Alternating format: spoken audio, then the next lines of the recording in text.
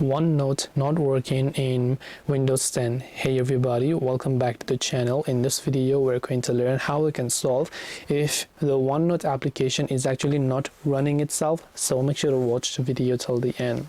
So if you're having issues with the OneNote application over here, go to your search bar and just search for OneNote. First of all, right click on it and then you can try to run as administrator. Now if you're using the official version of OneNote, until and unless you go ahead and then actually log in with your Microsoft account, you will not be able to use it as well.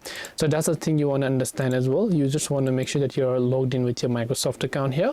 If you're not logged in with the Microsoft account, then most likely it will not use any of the services that they have to offer. Now another thing you can try to do is to simply try to uninstall and reinstall the OneNote application, because sometimes right click on it, clicking on the uninstall button and reinstalling the app might also definitely help you solve the problem. So this way you should be able to go ahead and then hopefully solve if the OneNote app is not working on your computer.